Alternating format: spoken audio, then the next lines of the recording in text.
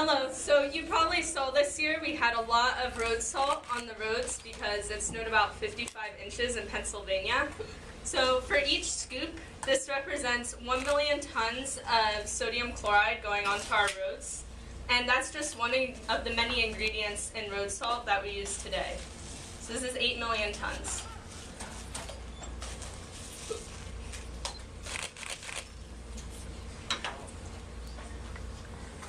So road salt was introduced into New Hampshire in 1938, and it soon became very popular because it works so effectively.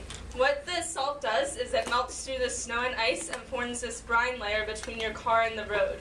And any extra snow that falls on top of that brine melts into slush and is easy to clear off.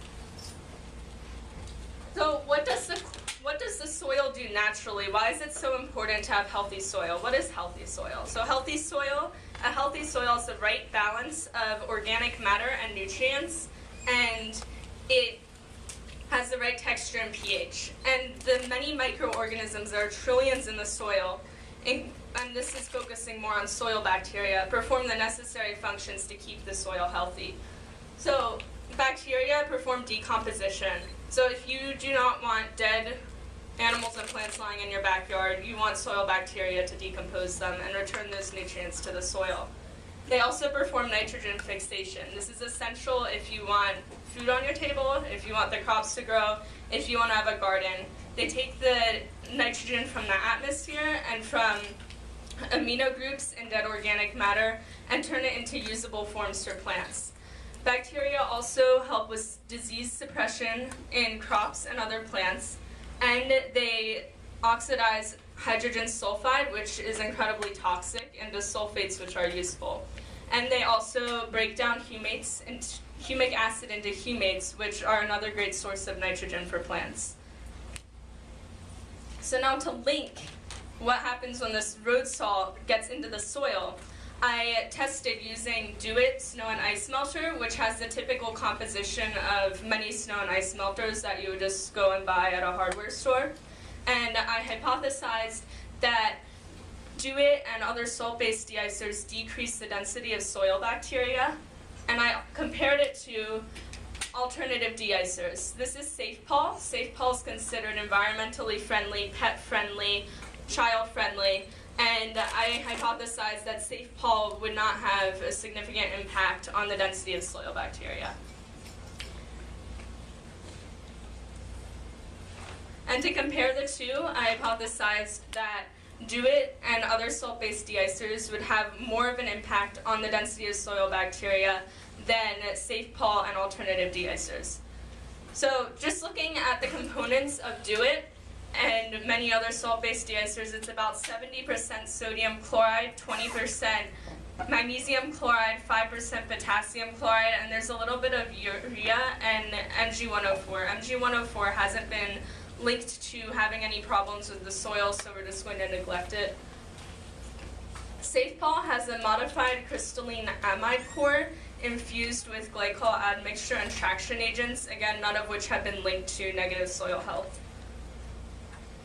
So what are the effects of these different chemicals we looked at? Well, the first three you see, sodium chloride, magnesium chloride, and potassium chloride, are salts. And so if you think back to freshman biology, you create a hypertonic solution, and to restore equilibrium, the bacteria cells lose a lot of water, and when that happens, they can shrivel up and die. Also, the chloride will dissociate from the salts and build up to toxic levels. Urea can also be broken down into ammonium hydroxide, which is incredibly toxic, and it can increase the pH to uninhabitable levels. So for the research, I formed a baseline data, so I just exposed bacteria to water, and I also exposed bacteria to Do-It and SafePol at different concentrations. And if you see with my baseline data, that's extrapolated. I didn't count that many bacteria colonies, and so that's extrapolated to see how if I had added 0.5 grams, which is what I added. I've added 0.5 grams of soil when I exposed it to Do-It and SafePol. And then here's for Do-It. You can see in the first trial as the concentration of DO-IT decreases, the number of bacteria colonies counted increases, and the second and third didn't show as clear results. And for Safe Pol, there's no clear correlation between the concentration of Safe Pol and the number of bacteria colonies. I'm comparing DO-IT and Safe Pol on average. That's the number of bacteria colonies I counted for each one. So you see for the highest concentrations, more bacteria colonies grew when exposed to Safe Pol than to DO-IT. And for the lowest concentration, it reversed. And that may be because DO-IT has some nutrients in it that bacteria need at low levels.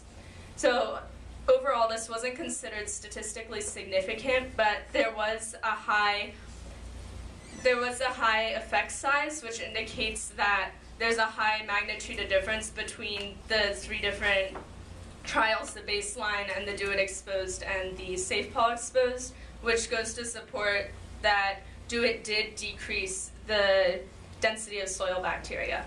So what should we do as a community to decrease the amount of salt we're using? Because alternative de-icers like Safe Pol are still pretty expensive. So we can institute road salt management plans and plan out ahead of time goals to decrease our use of salt.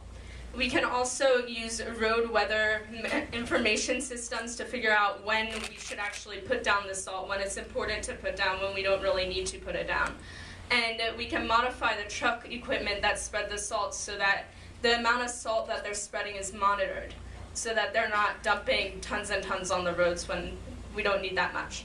And also on your own driveways at home, if you put out sand and gravel ahead of time, it starts forming that brine layer, so you don't need to add as much salt later on. So taking these steps and also considering alternative de-icers, we can greatly improve the soil health in our area. Thank you.